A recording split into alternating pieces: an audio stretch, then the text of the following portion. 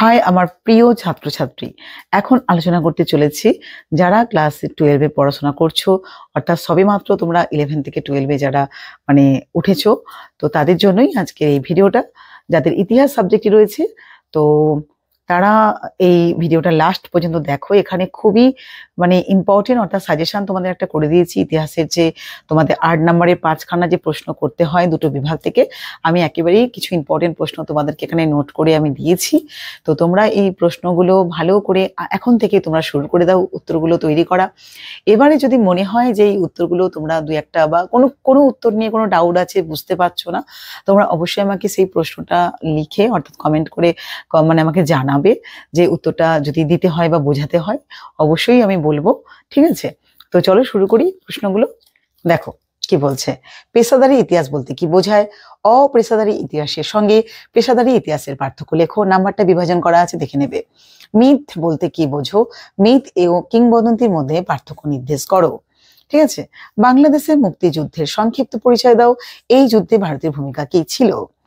Suez সংকটের কারণ ও ফলাফল আলোচনা করো। ভারতের স্বাধীনতা সংগ্রামে সুভাষচন্দ্র বসুর অবদান পর্যালোচনা করো। বাংলায় 1943 খ্রিস্টাব্দে দুর্ভিক্ষের কারণগুলো কি ছিল? এই ব্যাপারে ব্রিটিশ সরকারের ভূমিকা কি ছিল? মন্টেগু চেমসফোর্ড সংস্কার আইনের সমালোচনামূলক বিশ্লেষণ করো। নানকিং ও তিয়েনসেনের সন্ধির মূল শর্তগুলি আলোচনা করো। নেক্সট, পলাশির ও বক্সারি যুদ্ধের ফলাফলের তুলনামূলক আলোচনা করো। জাদুঘর বলতে কি বোঝো? অতীত পুনর্গঠনে জাদুঘরের ভূমিকা আলোচনা করো। চিরস্থায়ী বন্দোবস্ত বলতে কি বুঝো? এর প্রধান শর্তগুলি লেখো। ভারতীয় অর্থনীতিতে এর প্রভাব আলোচনা করো। 1909 খ্রিস্টাব্দে মল্লেমেন্টো সংস্কার আইনের প্রধান বৈশিষ্ট্য ও গুরুত্ব আলোচনা করো। রাওলাট আইনের উদ্দেশ্য কি ছিল? গান্ধীজি কেন এর বিরোধিতা করেছিলেন? মিরাট ষড়যন্ত্র মামলা কোন পরিস্থিতিতে শুরু হয়েছিল? এর ফলাফল কি হয়েছিল? হো চি মিনের নেতৃত্বে ভিয়েতনামের মুক্তিযুদ্ধের সংক্ষিপ্ত পরিচয় দাও। 1919 সালে ভারত শাসন আইনের বৈশিষ্ট্য ও ত্রুটিগুলি আলোচনা করো। 1942 খ্রিস্টাব্দে ভারত ছাড়ো আন্দোলন সম্পর্কে বা আগস্ট আন্দোলন সম্পর্কে একটি নিবন্ধ লেখো। জোট নিরপেক্ষ আন্দোলনের মূল্যায়ন করো। কোরিয়া যুদ্ধের ফলাফল ও তাৎপর্য কি ছিল? নেক্সট, সাম্রাজ্যবাদী সম্পর্কে হবসন ও লিলিনের তত্ত্ব আলোচনা করো। ভারতের অবশিল্পায়নের কারণগুলো কি কি ছিল? ভারতীয় অর্থনীতির উপর এর প্রভাব আলোচনা করো। ব্রিটিশ শাসনে ভারতের আদিবাসী ও দলিত সম্প্রদায়ের আন্দোলন এর বিবরণ দাও। লখনৌ চুক্তির শর্তাবলী উল্লেখ করো। এই চুক্তির গুরুত্ব সম্পর্কে আলোচনা করো। সমাজ ও শিক্ষা সংস্কারে রাজা রামমোহন রায়ের অবদান আলোচনা করো।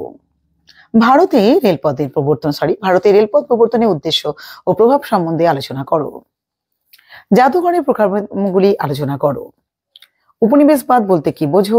এর সঙ্গে সাম্রাজ্যবাদের সম্পর্ক হচ্ছে কি না নির্ধারণ করো, অর্থাৎ কেমন সম্পর্ক ছিল তা লেখো। উপনিবেশীকরণ বলতে কি বোঝো? এর সামাজিক, অর্থনৈতিক, রাজনৈতিক দিক সম্বন্ধে আলোচনা করো। বাংলায় নবজাগরণের প্রকৃতি আলোচনা করো। এর সীমাবদ্ধতা আলোচনা করো।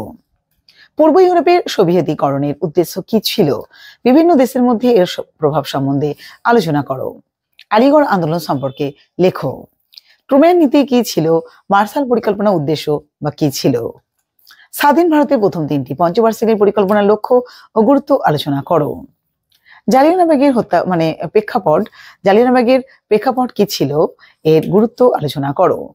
তো হ্যাঁ, হয়তো তোমাদের ভাবছে হয়তো অনেকগুলো বেশি প্রশ্ন, কিন্তু দেখো এখন থেকে তো এই প্রশ্নের উত্তরগুলো যদি শুরু করে দাও করা, তাহলে কিন্তু তোমাদের অতটা কঠিন লাগবে না, কেন এখনো অনেক বাকি তোমাদের পরীক্ষা। তো এই প্রশ্নগুলো তোমরা প্লিজ রেডি করা শুরু করো। তো আশা করি তোমরা সমস্ত প্রশ্নের কোশ্চেনগুলো তোমরা কমন পেয়ে যাবে। ঠিক আছে, তো সবাই খুব ভালো থেকো। আজকের মতো টাটা, বাই।